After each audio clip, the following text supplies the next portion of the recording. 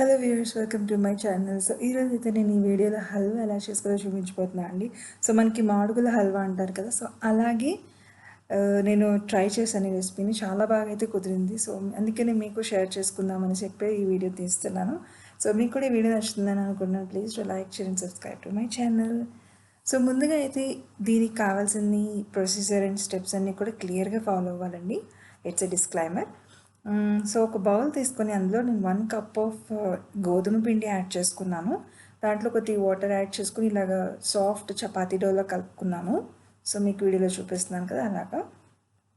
So కలుపుకున్న చపాతీ పిండిని నేను 4 పోర్షన్స్ కింద డివైడ్ చేసుకున్నాను.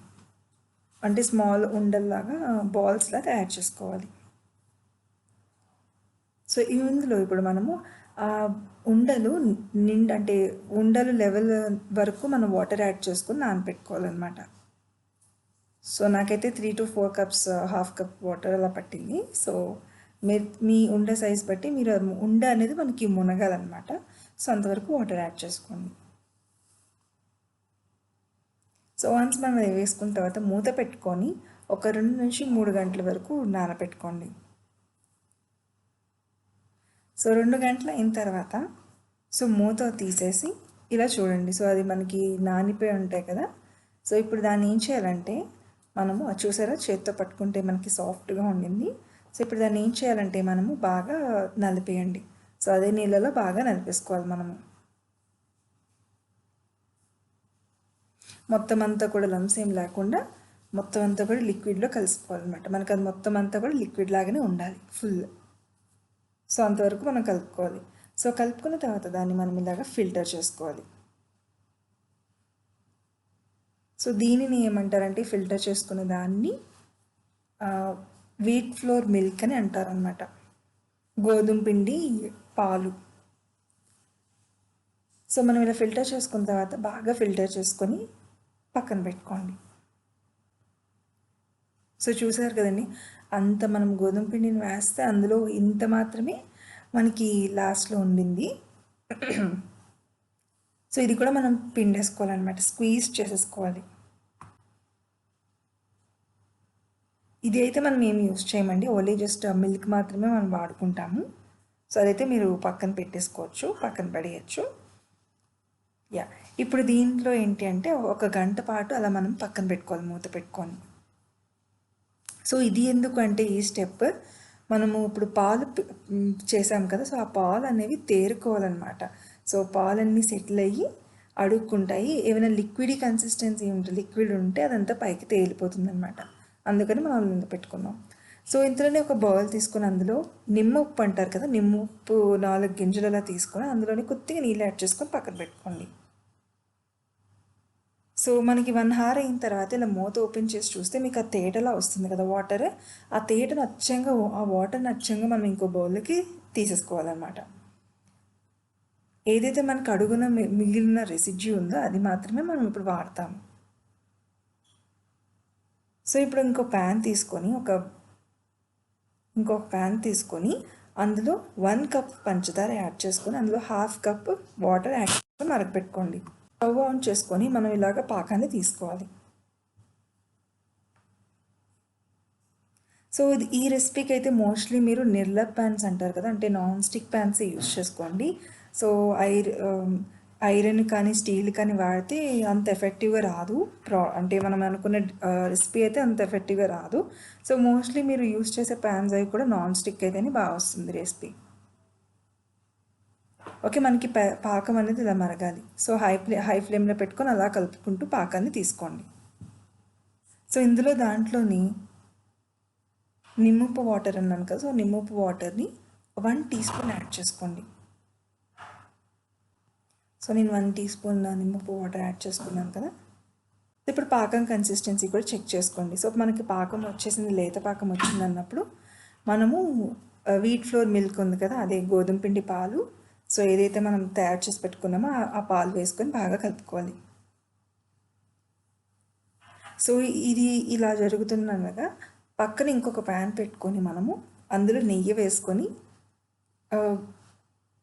జీడిపప్పు ఉంటుంది కదండి. సో జీడిపప్పు ముక్కల్ని వేసుకొని వేయించుకోవాలి. సో దాన్ని గీ రోస్టెడ్ జీడిపప్పు, అదే గీ రోస్టెడ్ కాజు కింద చేసుకోవాలి మనం. దాన్ని గీ రోస్టెడ్ కాజు అంటారు, ఎందుకంటే నేతిలో వేయిస్తాం కదా. సో అంతే. సో ఒకటి మర్చిపోకండి, లైక్ అది రోస్ట్ అవుతూ ఉండాలి అండ్ ప్యారలల్గా మనం ఇది కలుపుకుంటూ ఉండాలి, లేకపోతే ముక్కల్లో అయిపోతుంది అనమాట. సో అలా అయితే మనకి రెసిపీ అనేది సరిగ్గా రాదు. సో అందుకే అలా కలుపుకుంటూ ఉండాలి మనము.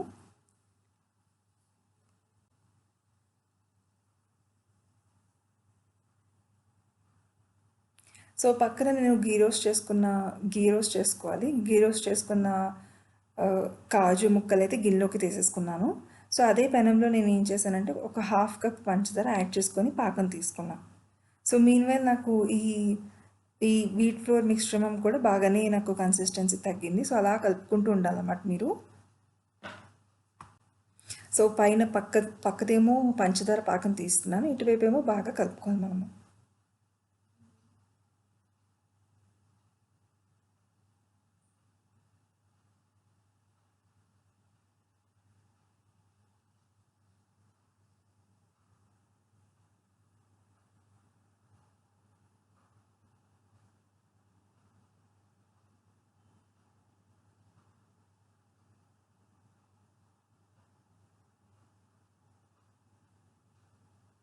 సో మనం పంచదార పాకం తీసుకుంటున్నప్పుడు అలా కలుపుకుంటూనే ఉండాలండి.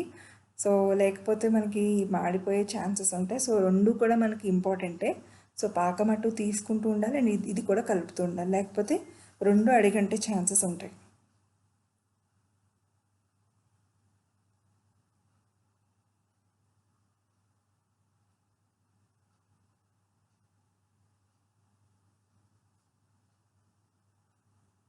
సో చూస్తున్నారు కదా, నాకు అయితే పంచదార పాకం రెడీ అయిపోయింది.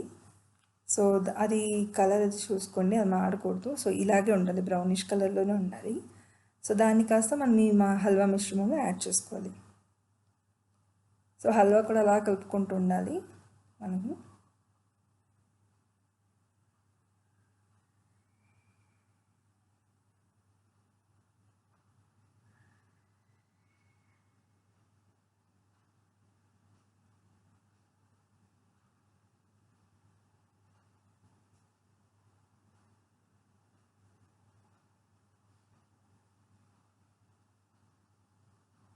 ఇప్పుడు ఆ పంచదార పాకని యాడ్ చేసుకోవాలి. షుగర్ సిరప్ అంటారు కదా, అది పంచదార పాకమే. సో యాడ్ చేసుకున్న తర్వాత అలా బాగా కలుపుకోండి.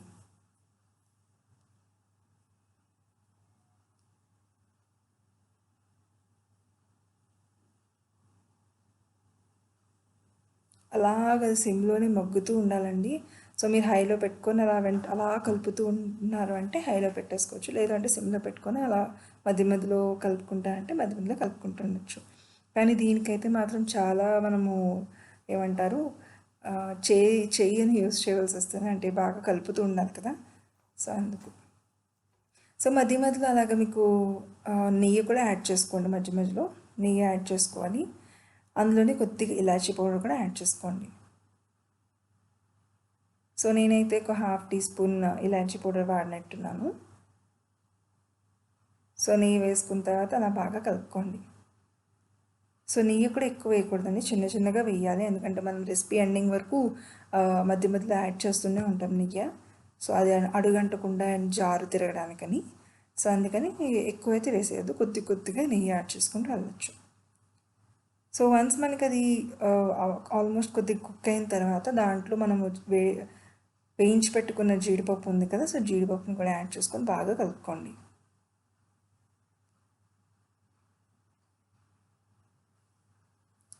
సో అలాగా కలుపుకుంటూనే ఉండాలండి. సో ఇలాగ మనకి ఇది మనకి ఎప్పుడు అయిపోయింది అని తెలుస్తుంది అంటే, ఎంత బాగా కుక్ అయిందా లేదని ఎప్పుడు తెలుస్తుంది అంటే, మనము అందులో హల్వాలో చిన్న పీసెస్ తీసుకొని చేతితో పట్టుకుంటే మనకు ఆ షేప్ రావాలి, అంటుకోకూడదు. అలా వచ్చింది అంటే మనకి ఆల్మోస్ట్ కుక్ అయిపోయింది, ఇంకా అయిపోయింది అన్నట్టే హల్వా. సో అలా అనిపించినప్పుడు ఒక 2-3 నిమిషం, ఒక నిమిషం వరకు అలా సిమ్ ఫ్లేమ్లోనే ఒకసారి తిప్పుకుంటూ ఉండండి, చిన్న నెయ్యి వేసుకొని. సో ఇప్పుడు స్టవ్ ఆఫ్ చేసేసుకొని ఒక ప్లేట్ తీసుకొని దాని మీద నెయ్యి అప్లై చేసుకోండి, చేత్తోనే అప్లై చేసేసుకోండి. అప్లై చేసుకున్న తర్వాత ఏదైతే మనం హల్వా చేసామో దాన్ని ఇందులోకి ట్రాన్స్ఫర్ చేసేసుకోండి.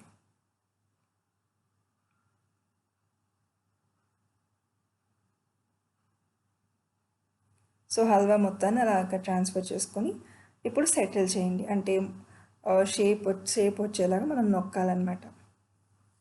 సో నేనైతే స్పూన్తోనే అలాగా నొక్కుతున్నాను. అంటే మొత్తం అంతా స్ప్రెడ్ చేశాను, ప్లేట్ అంతా కూడా నీట్గా ఈవెన్గా స్ప్రెడ్ చేశాను.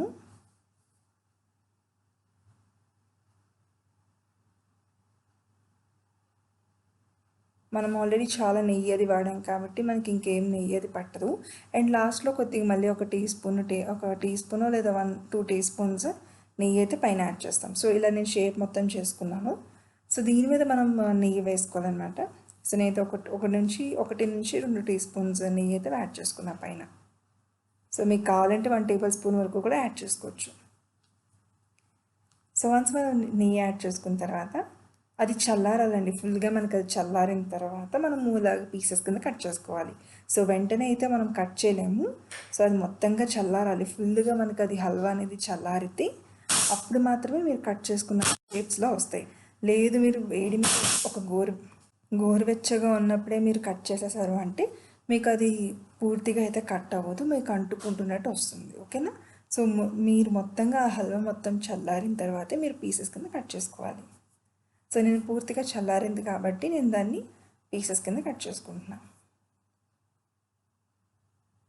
సో మనకి మాడుగుల హల్వా అంటే ఆల్మోస్ట్ ఎక్కడంటే మళ్ళీ స్వీట్ షాప్స్లో ఎక్కడో ఉంటాయి.